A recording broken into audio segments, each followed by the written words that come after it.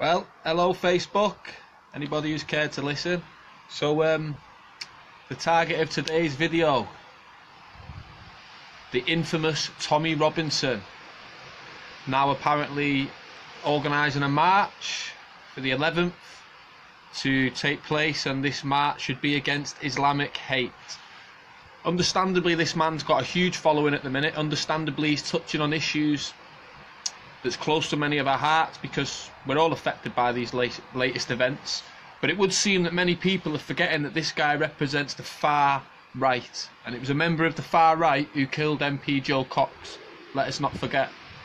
Not someone shouting Allahu Akbar or someone from ISIS, which was created and funded by Western intelligence agencies. So I'm going to keep this short and sweet, and the way I see it is this: the Manchester attack. He was known to the intelligence services. He travelled to Libya. He used to hang an ISIS flag outside of his window. He used to chant verses and incite people, try and incite hatred. His dad was a paid mercenary to overthrow Gaddafi, and when they failed initially in the 90s, his dad sought refuge, political asylum. Our country granted it to him. Then when the revolution kicked off again in 2012 and the NATO bombing and the overthrow of Gaddafi, his dad went over, so did that guy. So fundamentally, we were attacked by someone who we trained and funded his dad to overthrow, someone who was a dictator, a regime that supported terror. But it would seem that the very person who we paid and trained to overthrow the dictator, Gaddafi, well, his son has come back to then blow us up, and his son was allowed to travel to Libya, you know, and go to Syria. So the intelligence agencies have failed. Once again, this individual was known to the intelligence agencies. Nothing was done about it. Children were killed. We were attacked.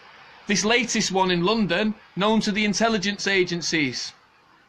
Salman Abedi as well, from the Manchester attack. He was even kicked out of his local mosque, reported by Muslims in his community to the intelligence agencies. Nothing happened. A bit like the London attack now. One of them was known to security services for trying to radicalise children. Nothing has happened. One of them was even on a documentary programme, The Jihadi Next Door, where he's walking around reciting hateful speech. You know, there's nothing Islamic about that, preaching the killing and slaughter of innocent individuals. There's nothing Islamic about that. They're not Muslims. They're hiding behind religion, you know, and people are falling for it. But my point is they were known to the intelligence services, the attackers of the London and Manchester. So the intelligence services have failed us. They were reported to the police by Muslims. So it's not that there's Islam hates us, it's that the establishment, for one reason or another, is allowing this to happen through their own failings. I myself and others would also argue that it's like the establishment's doing it on purpose. But you know, I guess that's a whole nother conversation. So why in the midst of these two attacks would Tommy Robinson be coercing everybody to come and basically gather in unity against Islamic hate? It's not so much Islamic hate, surely it's the failings of the establishment to protect us. People from within the Muslim community, the community that Tommy Robinson tries to vilify, they reported attackers from the London attack and the Manchester attack, but nothing was done. See, this man some of the stuff he talks about, it makes sense. I get why people want to listen. Muslims who've been convicted. He talks about crimes of people who are Muslim. What about all the white people? What about all the Christians? What about all the paedophiles in the regime within this country? He doesn't mention them. He doesn't mention any of them. He doesn't mention any of the failure of this government to basically investigate white people for child sexual crimes and sexual exploitation. But he'll happily sit there and tell us that, oh, Muslims have done this, Muslims have done that, because the guy's got a hidden agenda. There is evil people within every part of society, but we don't generalise that whole part. Many Muslims live in peace in this country. Many of them live with our way of life. They identify themselves as British Muslims. They don't all run around shouting death to white people, let's chop their heads off. That's not how it is, but this Tommy Robinson is portraying that image. He's playing on people's fears. It seems that people are forgetting the government's failings and just falling back to the fears. Well, it must be Muslims, it must be Muslim.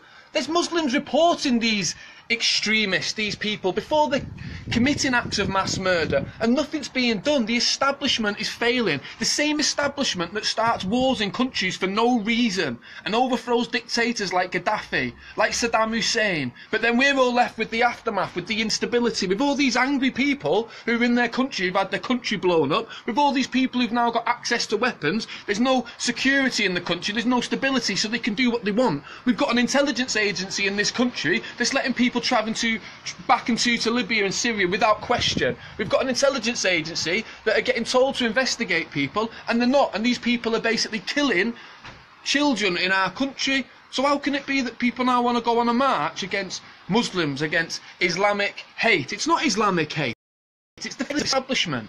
That's what it is, and that's at the very minimum. That's if you put aside, the Illuminati, Freemasons, Zionism. Let's just put this in basic terms. The establishment is failing us. The establishment is the problem. It's not Muslims. Many, many Muslims live amongst us in peace, in harmony, but our fears are being played upon. We're being deceived once again. It's easy why this guy does get the attention that he gets, but why is he not mentioning the white sex offenders, the white nonces, the people who run this establishment, the people who run this government, child exploitation? They specialise in that, who cover up paedophilia, who support the likes of Jimmy Savile. Why is he not mentioning that? Because this guy's got an agenda. This guy wants to divide us, and this time now we should be coming together against the government. We should be all standing hand in hand, white people, Christians, Jews, religious, non-religious, rich, poor. We should all be coming together and saying we deserve better. We deserve a better way of life. We deserve better security. More needs to be done. And before you take our liberties and our freedoms, why are these individuals allowed to preach hate on the internet? Why aren't these sites closed down? And why are we told these perpetual lies about they can't manage it? You can't even drop a piece of litter in town without getting identified and getting fined. Anyone who has a fight, you get caught through CCTV. Every time these terrorist attacks are happening, there's no CCTV, and people are forgetting that, because they seem too happy to go, well, it must be the Muzzies, bloody Muslims. Plenty of Muslims live here and don't do anything. Plenty of Muslims were treating victims of these bomb blasts. Plenty of Muslims are against ISIS. Plenty of Muslims have been killed by ISIS, but yet people still want to believe it's Muslims. Who's training ISIS? Who's giving them the weapons? Who's letting them travel all around the world? Now we've got ISIS, in almost every corner. They've swept across the globe more efficiently than any army. How could that possibly be? We need to start asking these questions, and fundamentally, without getting caught up into the opinions and the facts and the conspiracy, there's one basic principle amongst all this. It's the establishments that's failing us. It's the governments that are failing us. The same government that we pay money to with our taxes, the same government that we put into power to basically manage these affairs. They are failing systematically. They're destroying the infrastructure of this country. They're affecting all of us on many different levels. We're being left to live in fear. It's the government what's keeping this level of fear. It's not Muslims. And what this guy's going to do with this march is it's basically just going to be a majority of angry white people shouting racist slurs under the guise that Muslims are taking over. Anyone who stops us and goes against us, they're trying to stop our freedom of speech. If that guy had any decent bone in his body, what Tommy Robinson would be saying is, I deplore terrorists, I deplore people who want to kill other people in the name of any god for any reason whatsoever. But if you'll stand with me, I'll stand with you. So, despite my past and despite how I've been associated with the right, what I'm saying now is I accept people who live amongst us, other Muslims, people of other faiths, of other religions. And I'm not racist in any way. The people who want to live amongst us and the people who are against that, I'm with you. The people who I'm against are the people who want to commit the mass murders, and I'm also against the government because the government's failing us. This man's not saying that. This man's trying to generalise all Muslims. He's trying to cause hatred. He's trying to cause division. That's what's wrong with this country. There's loads of division. There's too many opinions floating around. There's too many little groups of this and little groups of that, and the number one thing is the government is failing us. The government is keeping us living in fear. The government facilitates these wars, not your everyday Joe in the middle of the street. We just have to deal with the aftermath of it all. We have to deal with basically people judging us on the actions of our government. Our government just basically declares, oh, we're going to go and invade there, you've got to go, if you basically disagree with us, you're a terrorist sympathiser. It needs to stop. That's the type of thing we should be uniting against and rising up against. So what Tommy Robinson should be doing is encouraging everyone to come together with the mass following that he's got, and the public are looking to him for answers. I can't believe this guy has managed to get so much influence, and he's managed to come from so far from the right, and he's basically been used now to gather that the thoughts and the minds of people in the middle who are starting to open up now, who are starting to ask questions, who are people who are sick to death of this happening because it shouldn't be happening. But it's the intelligence services that knew about these individuals. They were even allowed television programmes, the Jihadi Next Door. No CCTV whenever these attacks happen whatsoever. The Manchester attack, we've still not seen it. You get a chemical attack in Syria, which is being bombed to rubble, absolutely nothing, no infrastructure whatsoever, but yet, oh, there's a chemical attack and people are there with camera phones, the Wi-Fi, the internet's all working, we can catch the whole thing, but yet we get terror attacks in London with no clear CCTV of that event happening, which it should do. We get the Manchester attack, no clear CCTV of that happening. That's not a conspiracy, that's fact.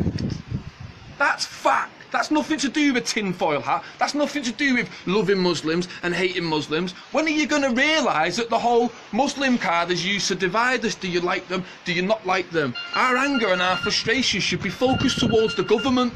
That's who's causing all this, that's who's failing us, that's who's arming these rebels, that's who's training these rebels, that's who's turning the cameras off, that is who is allowing people to basically come in and out from countries where we know there's instability, we know that there's ISIS there, we know that these individuals have even got links to radical sections of society, but they're allowed to...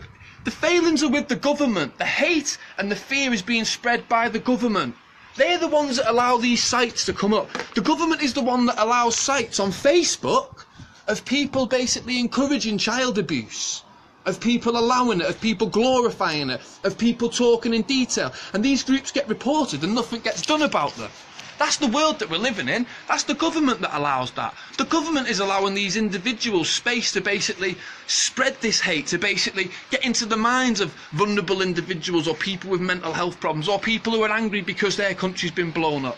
They shouldn't be given this space. They shouldn't be giving programmes to Jihadi Next Door. They shouldn't be allowed these channels. There shouldn't be bomb-making manuals on the internet that are so freely available. It should be a lot more harder.